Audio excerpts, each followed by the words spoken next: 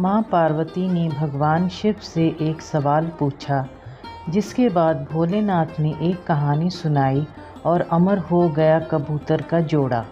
अमरनाथ धाम हिंदू श्रद्धालुओं के लिए बहुत महत्व रखता है। जम्मू कश्मीर की वादियों में स्थित अमरनाथ धाम जाने के लिए भगवान शिव के भक्त साल भी इंतज़ार नहीं करते हैं। चार धाम की तरह भक्तगण इस पूजनीय यात्रा को जीवन में एक बार करने की इच्छा अवश्य रखते हैं। अमरनाथ यात्रा के बारे में कहा जाता है कि यहाँ भोले की मर्जी के बिना भक्त नहीं पहुँच पाते हैं। जिसे भगवान शिव बुलाना चाहते हैं वही उनका दर्शन कर पाते हैं। अमरनाथ यात्रा हर साल जून जुलाई के महीने में शुरू होती है और इस साल भी ये यात्रा शुरू हो चुकी थी। अमरनाथ की यात्रा बेहद रोमांचक है क्योंकि ये यात्रा धरती पर स्वर्ग के जैसी है। हिमालय की गोदी में स्थित अमरनाथ हिंदुओं का सबसे ज़्यादा आस्था वाला पवित्र तीर्थ स्थल है। अमरनाथ की खासियत पवित्र गुफा में बर्फ़ से शिवलिंग का बनना है। प्राकृतिक हिम से बनने के कारण ही इसे हिमानी शिवलिंग या बर्फानी बाबा भी कहा जाता है। अमरनाथ हिंदी के दो शब्द अमर अर्थात अनश्वर और नाथ अर्थात भगवान को जोड़ने से बनता है। एक पौराणिक कथा के अनुसार जब देवी पार्वती ने भगवान शिव से अमर तत्व के रहस्य को प्रकट करने के लिए कहा, जो वो उनसे लंबे समय से छुपा रहे थे, तो ये रहस्य बताने के लिए भगवान शिव पार्वती को हिमालय की इस गुफा में ले गए ताकि उनका ये रहस्य कोई भी ना सुन पाए। और यहीं भगवान शिव ने देवी पार्वती को अमृत का रहस्य बताया।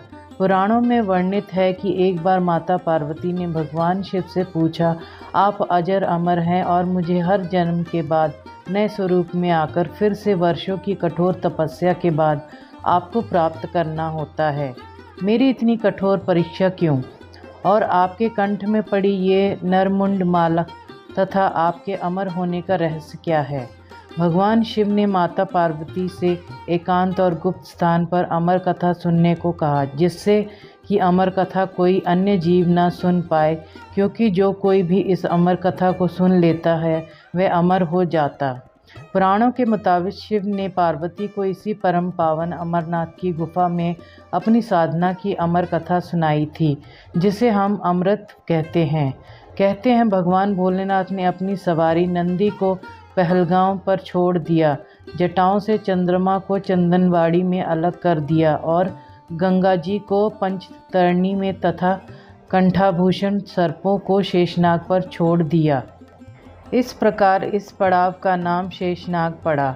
अगला पड़ाव गणेश पड़ता है। इस स्थान पर बाबा ने अपने पुत्र गणेश को भी छोड़ दिया था, जिसको महागुण का पर्वत भी कहा जाता है।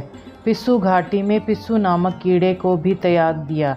इस प्रकार महादेव ने जीवनदायिनी पांचों तत्वों को भी अपने से अलग कर दिया। इसके बाद माँ पार्वती के साथ उन्होंने गुप्त गुफा में प्रवेश कर अमर कथा माँ पार्वती को सुनाना शुरू किया। कथा सुनते सुनते देवी पार्वती को नींद आ गई और वे सो गई, जिसका शिवजी को पता नहीं चला।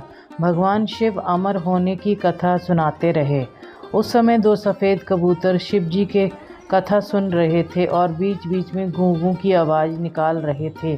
भगवान शिव को लगा कि माता पार्वती कथा सुन रही हैं और बीच बीच में हुंकार भर रही हैं। इस तरह दोनों कबूतरों ने अमर होने की पूरी कथा सुन ली। कथा समाप्त होने पर भगवान शिव का ध्यान पार्वती की ओर गया, जो सो रही थी। जब महादेव की दृष्टि कबूतरों पर पड़ी तो वे क्रोधित हो गए और उन्हें मारने के लिए आगे बढ़े। इस पर कबूतरों ने भगवान शिव से कहा कि हे प्रभु, हमने आपसे अमर होने की कथा सुनी है। यदि आप हमें मार देंगे तो अमर होने की ये कथा झूठी हो जाएगी। इस पर भगवान शिव ने कबूतरों को जीवित छोड़ दिया और उन्हें आशीर्वाद दिया कि तुम सदैव इस स्थान पर शिव पार्वती के प्रतीक चिन्ह के रूप में निवास करोगे। अतः ये कबूतर का जोड़ा अजर अमर हो गया। ऐसा कहते हैं आज भी इन दोनों कबूतरों का दर्शन भक्तों को यहाँ प्राप्त होता है और इस तरह से ये गुफा अमर कथा की साक्षी हो गई और इसका नाम अमरनाथ गुफा के नाम से प्रसिद्ध हो गया।